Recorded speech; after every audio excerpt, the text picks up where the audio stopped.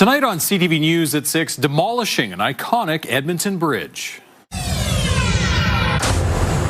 As the cost of repair and rehabilitation climbs, City Council eyes another option for the high level.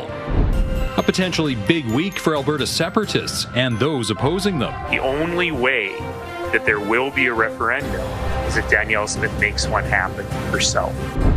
And Edmonton's new pet bylaw, new rules for animals in your home and outside it. Vicious dogs, we've added additional conditions to the license. A little bit of a cool down on the way for tomorrow and some gusty wind to go along with a few scattered showers possibly.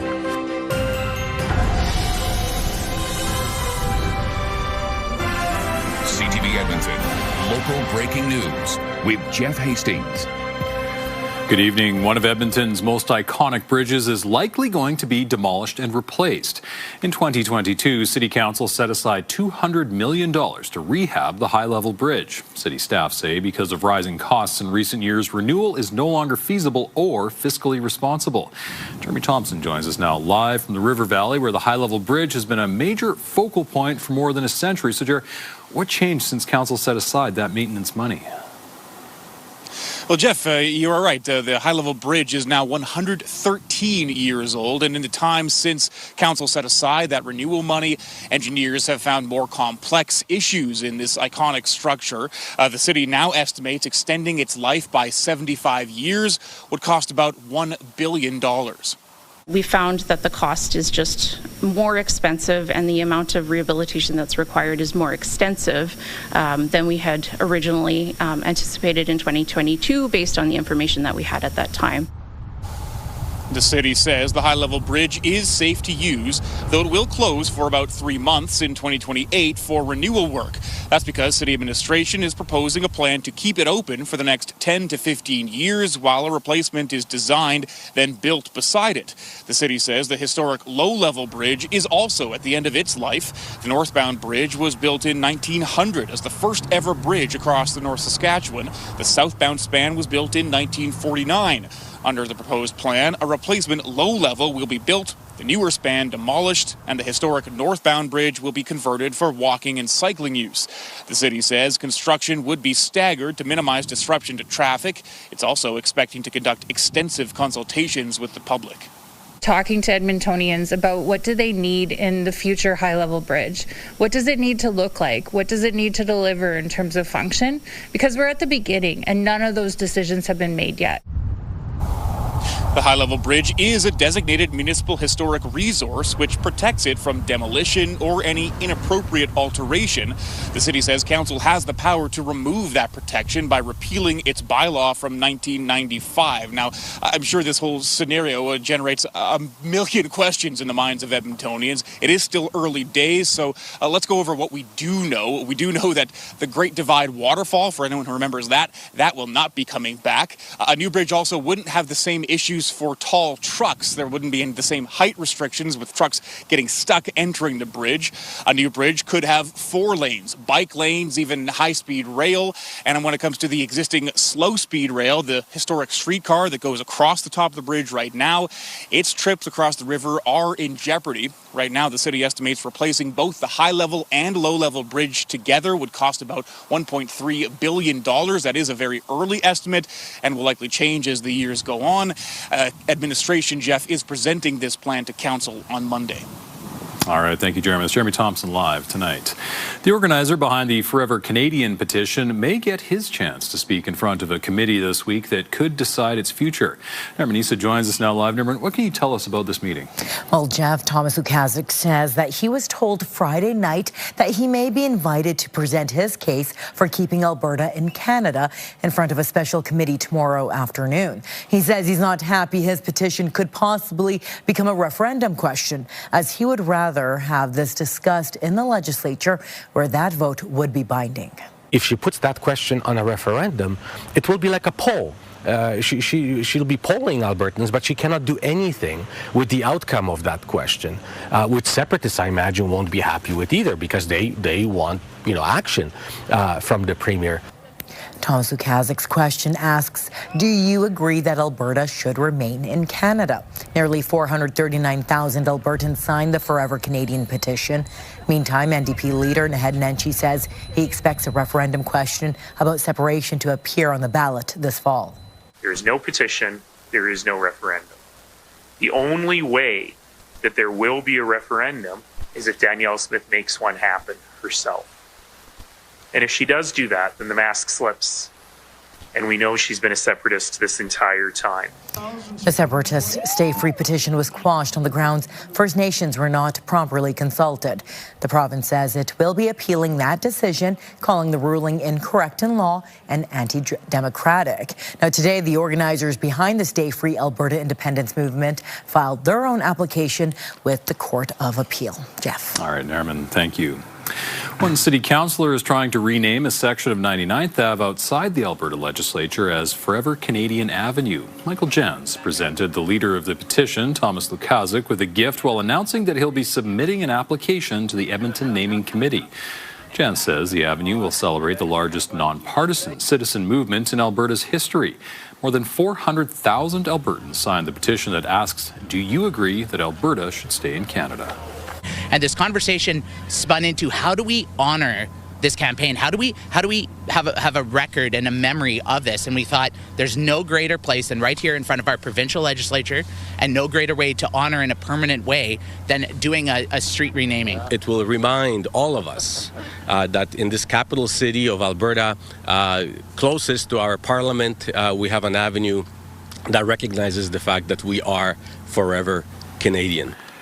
If approved, 99th Ave between 107th and 109th Streets would be renamed Forever Canadian Avenue. Jans will be collecting donations and paying out of pocket for the name change. New bylaws to protect pets and people living in our city took effect today. Amanda Anderson has more on some of the changes pet owners need to be aware of. This dog named River may seem a tad intimidating, but her owner says she's all bark. She's even been on the receiving end of a dog attack while at an off-leash park. And it cost me $1,000 to get her treatment, so it's a risk though, coming to the dog parks. Now, through the city's revamped animal care bylaw, bad dog behavior will have tougher consequences. Last year, unfortunately, we saw 947 dog attacks in Edmonton. This is a huge concern to us and many other Edmontonians. And so it's very important this bylaw address that issue. Fines for dog attacks or bites will now range from $250 to $3,000. Dogs deemed vicious will see fines start around $7,000 and be required to follow extra conditions. This includes signage posted at the property so people know there is a vicious dog on site, and also the requirement that people get mandatory training for their dogs to ensure they're not a threat in the future. New to the bylaw, dog owners will now have 24 hours to report an incident or face an extra $250 fine. Hopefully things will be better for people and dogs. I mean, just overall safety and awareness, maybe. You should know what you're getting into, and maybe that will help people inform that decision on getting a pet, because you're responsible for their actions. So one change that will impact most pet owners is an increase to license fees. In total, we'll see a $3 increase spread out over a 3-year period. This is the first increase since 2019. Seniors and people on income assistance will have access to reduced rates. Animal control officers will also have increased abilities to address animals left in unsafe situations, like hot cars, being left outside in cold, or being transported in a vehicle unsafely. It's the first time the bylaw has been updated in 20 years and takes effect today. Amanda Anderson, CTV News, Edmonton. A weapons detection system is now operating at the Royal Alexandra Hospital Emergency Department. Alberta Health Services provided us video of the system in order to protect patient privacy. AHS says the technology works a lot like a screening system at airports or sports events. If the machine detects something problematic, the person is sent for a secondary screening. People can keep items in a secure locker until they leave. AHS says if a patient refuses the screening, protective services will refer them to HealthLink or accompany them into the emergency department. St. Albert City Council has voted to keep its integrated fire EMS service at a greater cost. In March, the city was notified provincial funding for municipal ambulance contracts would be reduced. At the time, St. Albert was one of 7 integrated fire and EMS services in Alberta. The city says starting next year, the new contract will mean a 1.2% tax increase. That will generate nearly $2 million. Strathcona County and Red Deer have also voted to keep integrated fire EMS service. Leduc, Spruce Grove, and Lethbridge all voted to change. Thousands of Edmonton Elks fans flooded Fear Field in Spruce Grove on Victoria Day. As the team prepares for the season ahead, they're also making a concerted effort to be seen in the community in and around Edmonton. Curtis Goodrum has more. It's a moment these up-and-coming minor football players in Spruce Grove won't forget. A chance to play with the Edmonton Elks. Some of these kids made me look really talented at quarterback. They're making some great catches, running some great routes, so it's just all part of the fun, and that green and gold showcase means so much to the community, means a lot to us players. Well, the connection with the outstanding players in the Elks and just the tie-in with our minor football program, it's fantastic to bring those two together. It's Green and Gold Day in Spruce Grove. The mayor made the proclamation to celebrate the Elks' first fan day in the city in over a decade. This is what community is about, bringing people together, and, just surrounding it by sport is fantastic. It's also an opportunity for fans to see the Double E in action before they kick off the season. The rebuild is coming along very nicely, and I think we have a strong showing for this year. I think so too, yes. And they're having the Grey Cup in Calgary this year, so we gotta win. Getting excited for football season. Been a season ticket holder for over 20 years, so I think this is going to be a good year. I can feel it. The two Elks mascots are hyping up the team's chances for a Grey Cup run. Do you think they're going to win the Grey Cup this year, though? That's the real 100%. Yeah. You sure? Yeah. I'm calling playoffs this year. I think 100%. I think with Fajardo and we got a good new rebuilt O-line. I think we have a good shot this year. The Green and Gold say they're ready to take on a tough West Division after a busy training season. We're focused on trying to get better in camp so that we can hold up our end of the bargain. We have a really talented roster this year, and it's going to be exciting when we put it on turf. The Elks' first regular season home game is June 20th against the Montreal Alouettes. Curtis Goodrum, CTV News, Edmonton. The Waquentuin outdoor pool is scheduled to open tomorrow for the first time this season. The city also plans on filling the Mill Creek pool so it can open Saturday, weather permitting. I suppose everyone's idea of what weather permitting is for swimming is a little different. Sure. Yeah. It's all in the eye of the splasher. Mm-hmm. Yeah. Okay. I think the weather's going to be just fine here. Tomorrow's probably the coolest day that we'll see for the next little while. About 15 or 16 for a daytime high. Today we get to 19. Degree or two warmer than we thought we'd get. We thought we'd get to about 17 or 18 for a daytime high. We're at 17 right now. There's your wind. It's been a little brisk out of the west, about 20, gusting to 35, 40 kilometers per hour. We'll see more of that tomorrow. It'll die down through this evening and then come back by about lunchtime tomorrow. Outside the city, considerably cooler, 11 degrees at the International Airport. It was 4 early this morning. That's pretty close to average, and that high of 19 is also pretty close to the average for this time of year. It actually looks like after tomorrow, most of the next week and a half, which takes us through to the end of the month, average or above average daytime highs.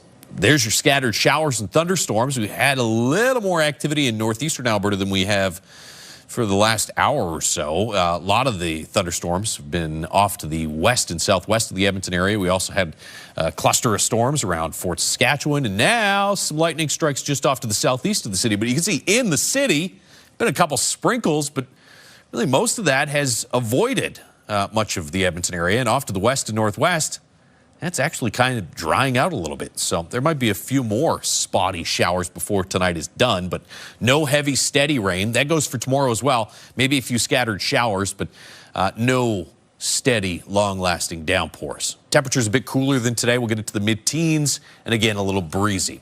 We'll show you the warm-up that happens after tomorrow in just a few minutes. Thank you, Josh. Still ahead, the power of information.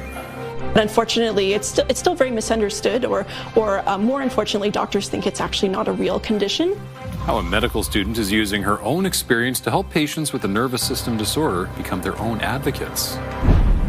Also ahead, some Alberta students are being treated for possible rabies exposure after a bat got onto their school bus. Details next.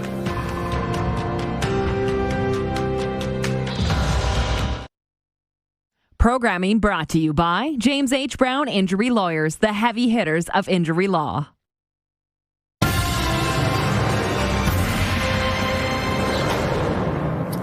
The Edmonton Soaring Club says one of its members was killed in a glider crash northeast of Edmonton.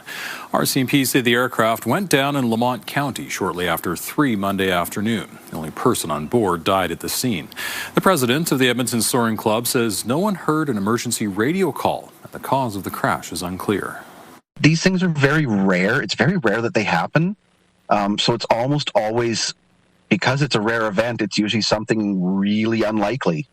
Or a sequence of unlikely events coming together to cause it. The Transportation Safety Board is investigating the crash. A research team has identified several areas near the site of a former residential school that may contain human remains. For 2 years, members of Sturgeon Lake Cree Nation and the University of Alberta have been using various methods to search for human remains near the former site of St. Francois Xavier Residential School. The team says it's located 62 potential unmarked graves 3.5 hours northwest of Edmonton. The technology used isn't enough to confirm the graves exist or the identities of those buried. It says further investigation is needed. A number of these are in areas that are known either to be recent or older cemetery locations, specifically ones associated with the church and the Hudson's Bay Post. So 53 of the 62 potential unmarked graves are within cemeteries, but we have 9 that are not in cemetery locations. The team wants more federal funding to continue its search. It also wants unredacted access to information that could be related to the children who attended the school. A small number of students in southern Alberta are being treated for rabies exposure after an encounter with a bat on a school bus. A spokesperson from Alberta Primary and Preventative Health Services says officials were notified last Wednesday. The bat was on a school bus transporting students with the Golden Hills School Division in Drumheller. The bus driver and students were assessed and a small number were treated for rabies exposure. There are no reports of serious illness or adverse reactions. An Alberta medical student who spent years watching for answers about her own debilitating condition is now helping change how doctors think about it. CTV's Kevin Green explains. Up to 500,000 Canadians suffer the effects of postural orthostatic tachycardia syndrome. For Kate Bourne, it began when she was just 12. So I first became sick when I was 12 years old with very unexplained symptoms of fatigue, abdominal pain, and symptoms such as that.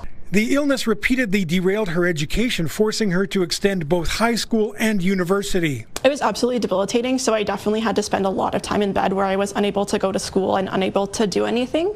But with the diagnosis and treatment, fortunately, my symptoms have improved. POTS affects the autonomic nervous system and can cause rapid heart rate, dizziness, fatigue, and brain fog. But unfortunately, it's still very misunderstood, or more unfortunately, doctors think it's actually not a real condition. Bourne says many patients are told the condition will simply go away on its own, but that's not true, says the findings of her research, which found 98% of patients had symptoms years, even decades later. So we're hoping that this will help to demonstrate that POTS can be a lifelong condition and isn't something that just simply goes away, which was previously the thought of a lot of doctors. Dr. Satish Raj helped lead Bourne through the research.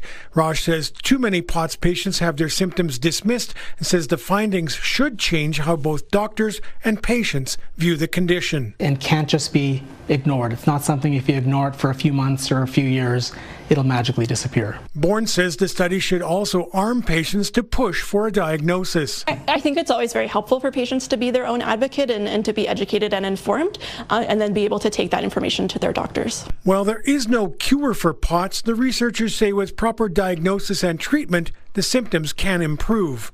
Kevin Green, CTV News, Calgary. Still ahead, a journey of thousands of steps comes through our city. My motto of this journey is the more we move others. One man is showing his gratitude for life through a cross-country adventure. And later, this will really help support our growth and expansion internationally. Some federal funding giving Edmonton businesses a boost to work on artificial intelligence projects. Scattered showers and thunderstorms continuing to roll through parts of central and north central Alberta. It actually looks like most of that's going to miss us for tonight. Could see another scattered shower, though, tomorrow. We'll talk more about that in just a few minutes. Programming brought to you by Century Casino. 3 great locations: Edmonton, St. Albert, and Century Mile. Programming brought to you by James H. Brown Injury Lawyers, the heavy hitters of injury law.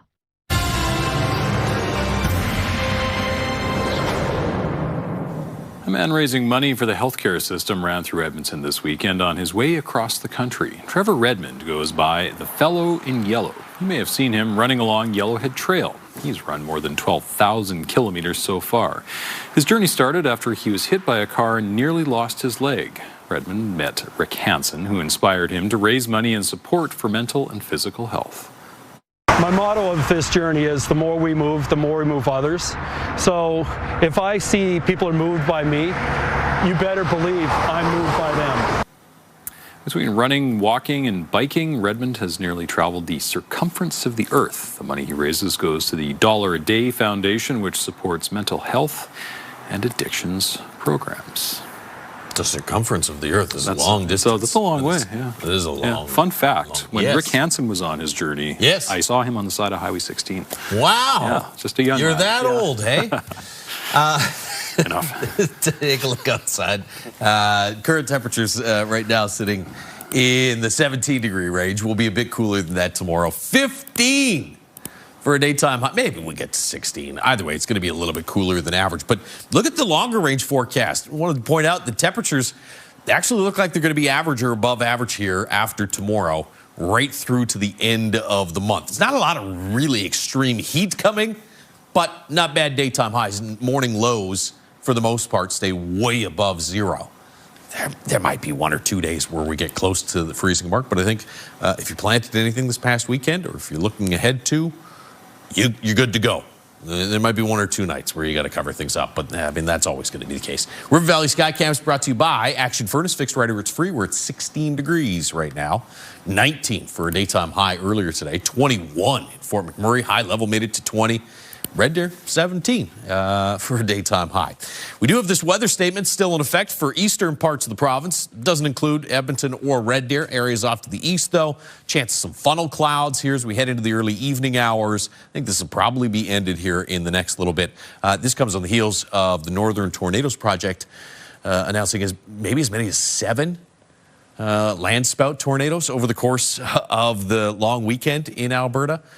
Landspout tornadoes are those weak ones that start from the ground and go up instead of the big monster tornadoes that we typically think of when you think tornadoes. But that's a pretty impressive number there early in the year. There's your thunderstorms off to the northeast of the city, losing some of the lightning now off to the southeast of the city as well. Looks like we've lost the lightning with those cells. They're starting to weaken a little bit. You've got some more showers and maybe a few lightning strikes set to push through the Red Deer region off to the south of Edmonton, and a bit more activity as well further to the north and in parts of the Peace Country. Here in Edmonton, though, look at directly off to the west and northwest.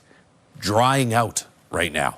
So I don't think we're going to see anything significant for precipitation over the next little bit. If you look to the south, there's a new little area of low pressure that's going to spin itself up, and that will overnight tonight produce some heavier, steadier rain in through parts of east central Alberta. We'll watch on the back edge of this. Maybe you get a couple scattered showers midday tomorrow here in the Edmonton area. I think the bigger story is going to be this cooler northwesterly flow. A little brisk, gusts to about 40 kilometers per hour again tomorrow, and about 15 or 16 for a high. But there's the return of some warmer air coming in out of the southwest. We'll start the day Thursday with some sunshine, then get some clouds in the afternoon. 16 degrees in Edmonton right now. It's 14 in Fort McMurray and 8 in Red Deer. We'll drop to about 6 tomorrow morning. There's your best chance for showers. It's going to be midday and lunchtime through the afternoon hours. Things get a little gusty. Back to about 20 or 21 for Thursday, Friday. A little drier as well. And then late Saturday, you might see some showers or thunderstorms. Still pretty warm, though, through the weekend. Temperatures in the 20s Saturday, Sunday. Thank you, Josh. The federal government is planning some extra spending to help alleviate Banff's housing shortage. Ottawa will spend an extra $320,000 from its Housing Accelerator Fund. That's on top of nearly $5 million already committed this year. The mountain town is one of 32 Canadian municipalities getting a bump in housing dollars. Town of Banff officials estimate they're short between 700 and 1,000 homes. A Lethbridge researcher has unlocked a potential alternative food for cattle. Wade Abbott with Agriculture and Agri-Food Canada was curious whether cattle can digest seaweed. He and his colleagues used the Canadian Light Source facility at the University of Saskatchewan to find out if cows have the enzymes to break it down. They found evidence that the animals do have the bacteria required. The study notes seaweed won't replace hay or traditional animal feeds because it's expensive, but it could be an immunity booster. The team's findings are published in the science journal Nature Communications. Still ahead, a case of hantavirus has been confirmed in Canada on the West Coast. What we know after the break, also next. I inherited a situation where the planes literally had come to the end of their lives. Confirmation Canada's Snowbirds are being grounded. And the bottom line is, we've got oil prices that are nearly double where they were at the beginning of the year. The impact of soaring oil prices on inflation and why it may actually lead the Bank of Canada to hold off on interest rate hikes. Programming brought to you by Century Casino. 3 great locations: Edmonton, St. Albert, and Century Mile. Programming brought to you by Final Symphony with your Edmonton Symphony Orchestra. Learn more at winspearcenter.com.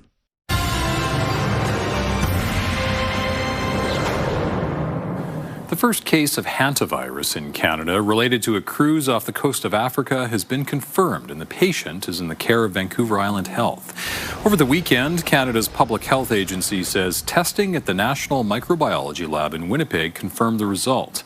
The patient is a Yukon resident in their 70s and is being treated in a Victoria hospital. A second person traveling with them has tested negative. In total, 4 passengers from the cruise ship arrived in Greater Victoria last week. 3 continue to isolate in Island Health hospitals. The 4th is isolating at home. BC's provincial health officer says this virus is not the same as COVID-19 and is not considered to have pandemic potential. Ottawa has issued a travel advisory after the World Health Organization expressed concern about the spread of a rare, incurable strain of Ebola. I'm deeply concerned about the scale and the speed of the epidemic. In the absence of a vaccine, there are many other measures countries, of course, can take to stop the spread of this virus and save lives, even without medical countermeasures. Authorities in eastern Congo have reported more than 130 suspected deaths and more than 500 cases. The outbreak has been declared a public health emergency of international concern. The virus has spread into urban areas, raising fears of further spread and deaths. The affected areas are near the border with Uganda, which has also reported 1 death. The strain of the virus spreading there has no vaccine or approved treatments. Doctors say the risk to Canadians is low. But of course, it's not 0%. And in the 2014 outbreak, we saw people get on commercial flights and fly internationally. The United States had cases. Nigeria, which is, if people look at the geography, is pretty far from the other West African countries. They had cases. There were people repatriated to Europe. So it is certainly a possibility. The Public Health Agency of Canada says there are currently no specific travel-related measures for Ebola at our borders. With the World Cup starting soon, the agency is conducting a rapid assessment of the overall risk to Canadians. There has never been an imported case of Ebola in this country, and currently no cases in North America. Soaring gas prices and overall oil shock is driving inflation upwards. CTV's John Venevali-Rao reports that the Consumer Price Index rose nearly 3% year over year in April. In Toronto, where gas prices are well over $1.90, many motorists we spoke with said they worry they'll go even higher. Absolutely ridiculous. I wish I had more to say, but it's just honestly, it's too much. It's crazy. In my own vehicle, I noticed that I don't drive as much. And the latest headline inflation number, driven largely by the soaring cost of energy. Last month, up 19% compared to a year ago. Gasoline up 28% because of the closure of the Strait of Hormuz and the switch over to a more expensive summer blend of gas. The bottom line is, we've got oil prices that are nearly double where they were at the beginning of the year. Groceries were also more expensive, though food inflation, which was 4% in March, eased to 3.5% in April. with Statistics Canada noting the pace of price hikes eased for grocery items such as fresh vegetables, chicken, coffee, and tea. Still, many continue to struggle at the checkout counter. I'm always scouring like the discount apps or, the discount aisle kind of thing and, trying to save a dollar where I can. Rents were also up, but at a slower pace, rising 3.6% year over year. And some items were on the decline, including travel tours. Experts think the higher fuel costs just haven't filtered into the price of many items, but some also believe higher energy costs may actually be pushing down prices elsewhere as consumers spend less. Because of those higher fuel costs, people have less money to spend on other things, so prices are easing in other areas. Meanwhile, economists say with inflation outside of gas and food prices relatively tame, it'll take pressure off of the Bank of Canada to raise interest rates. John Venavalley-Rouse, CTV News, Toronto. After more than 5 decades of service, the federal government is retiring Canada's iconic Snowbirds. This year will mark the farewell flying season for the fleet's current jets. CTV's Graham Richardson reports. 2026 will be a farewell season for the Snowbirds in these iconic jets. The Tudors are finally being retired after more than 55 years in the air. This is a significant moment.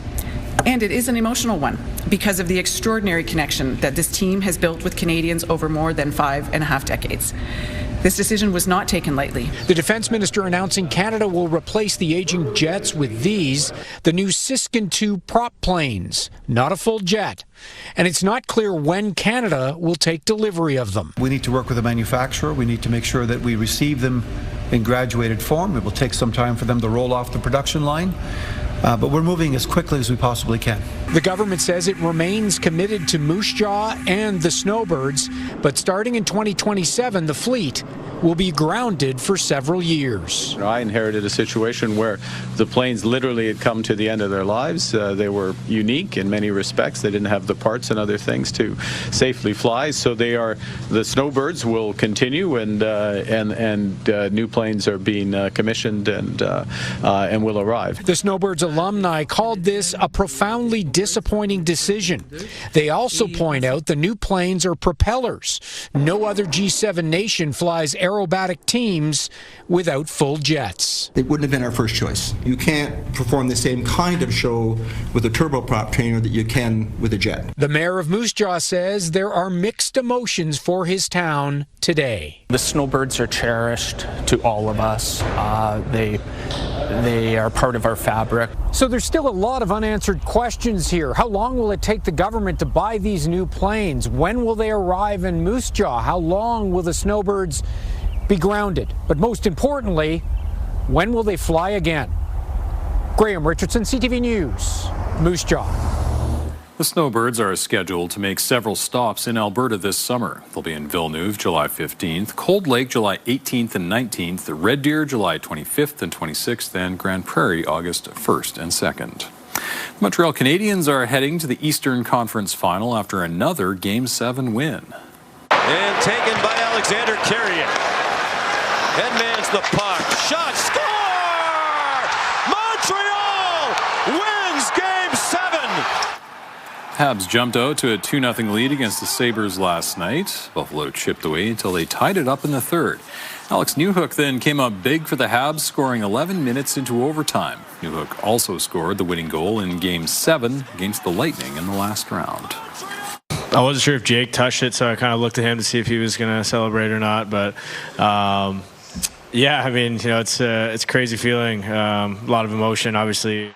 Montreal's the last Canadian team standing in the playoffs. They'll now take on the Hurricanes in the Eastern Conference Final. Game 1 is Thursday in Carolina. Still ahead, the cost of keeping busy this summer. People will be looking for ways to save money and to make sure that they stretch their dollar more. Look at the ways Edmonton festivals and attractions are trying to stay affordable. And we want to support Canadian investments. We want to support the Canadian market and our Canadian defense sector. The provincial government spending millions to help Alberta companies compete in the defense sector. Programming brought to you by Alberta iGaming Corporation. For integrity, for fun, for Alberta. Wednesday on Your Morning, we talked to Mayor Andrew Knack about the state of Edmonton's downtown and how to get more people into the core, plus how to help your children learn about money by focusing on their awesome stuff. Your Morning Edmonton, weekdays. Looking at the markets, the Canadian dollar is hovering near 72 cents U.S. Oil was down 23 cents, sitting around $104 a barrel. Gold lost nearly $27. On the stock market, the TSX is down 92 points. The Dow Jones lost 322. With the cost of living rising, many city attractions and festivals are doing what they can to lower prices and offer deals to Edmontonians. CTV's Connor Hogg reports. Families of all shapes and sizes gather in Horlack Park over the long weekend. Rhonda Latosky and her kids came to the park looking for an afternoon activity that wouldn't come with a cost. Just with the price of everything, it's better to find free things to do so we can afford some of, the things we have to get. Taste of Edmonton is part of a successful summer partnership from last year, coming back again by popular demand. Eat, Play, Laugh ticket packages provide tickets to Taste of Edmonton, K-Days, and the Great Outdoors Comedy Festival. Opening our doors and having the most amount of people that can come in for the least amount of money that we possibly can do. And, that's where we believe that affordability, it needs to be top of mind. Fort Edmonton Park opened for the summer season on Saturday. This summer, tickets are 10% cheaper than they were last year. The park hopes the lower price also lowers some financial barriers. Discretionary income is becoming more and more stretched these days, and so if there's anything we can do to help, like lowering our prices a little bit, that's going to hopefully help people feel that they're welcome, they can still enjoy, they can spend time together with family. Edmonton's Chamber of Commerce says many Edmontonians are feeling a financial pinch right now. That could be challenging for people looking for ways to spend the summer. People will be looking for ways to save money and to make sure that they stretch their dollar more. But Edmontonians are a hardy bunch that still love their restaurants, they love their festivals, they love their events. I think we've weathered the storm before, and we do it by continuing to help each other. Back at Horlack Park, while Rhonda Latosky is glad to hear that some prices in the city aren't continuing to go up, she thinks the city could always help a little bit more. I think that they could even make admission to the outdoor swimming pools free for the summer. That would be great. Families hoping to make a savings splash without skimping on the summer fun. Connor Hogg, CTV News, Edmonton. The federal government is spending nearly $7 million on artificial intelligence projects in Alberta. Ottawa says the money will support more than 70 jobs and help advance Canada's domestic capacity for AI innovation. $3 million is earmarked for the University of Alberta's Canadian AI Compute Vault. 3 other Edmonton-based companies are also getting money to help them grow and compete in the AI market. $1 million in repayable funding will go towards Dark Horse Emergency, which builds software for public safety organizations across Canada. We have a lot of interest overseas, in the U.S., in Europe, in the Middle East, and this will really help support our growth and expansion internationally. The money comes from the Regional Artificial Intelligence Initiative. It aims to help bring new AI technologies to market and speed up AI adoption in sectors such as agriculture, healthcare, and manufacturing. The provincial government is spending $21 million to help Alberta companies find new markets in the defence sector. Alberta's technology minister says this money will help companies quickly adapt their technology and products for the sector. Many of these companies are already making products for industries like energy, environmental monitoring, and construction. Augmented reality company Scope AR started in Edmonton. The co-founder says the company initially had to go to the U.S. for its customers. He says recent investments in defense by the federal government means there is a bigger market in Canada to access. We want to support Canadian investments. We want to support the Canadian market and our Canadian defense sector. This allows us to hopefully do that in an easier way because, up until now, the Canadian government's been quite honest that the procurement cycle's really difficult. They're trying to make that easier. The program will be based at the University of Alberta. Other colleges and universities such as NAIT and the U of C will also be involved. Coming up, a local artist giving a new look to old paintings, loving life thanks to a celebrity client. He just said, I love monsters and aliens, and I don't really want to influence you too much.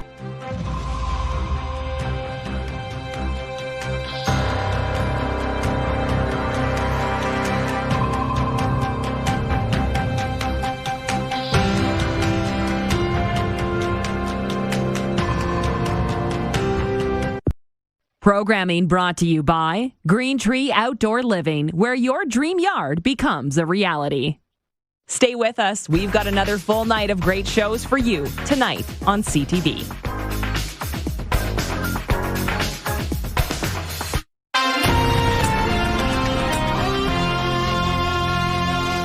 The public can once again visit historic buildings in St. Albert. The city's river lots and grain elevator opens Saturday. Visitors can learn about St. Albert's Métis, Francophone, and agricultural histories. At one time, thousands of grain elevators stood across the prairies. Now, just a few dozen remain. One you can see behind me is our 1929 grain elevator, and hiding behind it we have a silver elevator built in 1906. For St. Albert to have 2 grain elevators, it really speaks to what a rich agricultural community we are. The site is open Wednesdays through Sundays and holiday Mondays. Admission is free. Thousands of people see the work of one local artist every day. Josh Harnack's murals can be found everywhere from school basketball courts to White Avenue apartments. It's one of his smaller ventures that caught the eyes of a big-name musician. Curtis Goodrum has more. Josh Harnack is finishing up his final mural on the Chantal Broubet Youth Centre in Beaumont. Hey, thank you. His art eye-catching to onlookers, some unaware. He's amassed over 200,000 followers across social media. I don't want a Picasso or a Garfunkel. I want a Harnack original. Even catching the attention of Ed Robertson of the Bare Naked Ladies. Oh my God, I love it. He was pretty open-minded to what I wanted to do. He just said, I love monsters and aliens, and I don't really want to influence you too much. Robertson commissioned 2 paintings from Harnack, who also puts a unique spin on existing work. The 2 came from 6,000 he purchased in a storage locker off Facebook Marketplace. I spent all my life savings on this storage locker with 6,000 paintings in it. He's insane, but I would expect nothing else from Josh. Harnack believes he's giving these paintings a second chance, one they wouldn't have gotten otherwise, left to collect dust. That makes me feel good that I'm saving them from the dump, and I get to play within the physics of the world of these other artists. While he may be stepping into national recognition, this paint dries pretty fast. His goal is to make sure his pieces resonate with even his smallest clients. To create this really fun, whimsical mural that speaks to the kids and, you know, their imaginations, and as well as the community. Just hope I can make a really awesome and fruitful career, continuing to move forward. Harnack says a career he is just getting started. Curtis Goodrum, CTV News, Edmonton. That's pretty impressive. Absolutely. I think about how do you do that when you're that close to the wall of the canvas? You can't see the whole thing when you're right there. It's like building a corn maze. There you go. Yeah. How do they do? Oh, there you go. We'll never know.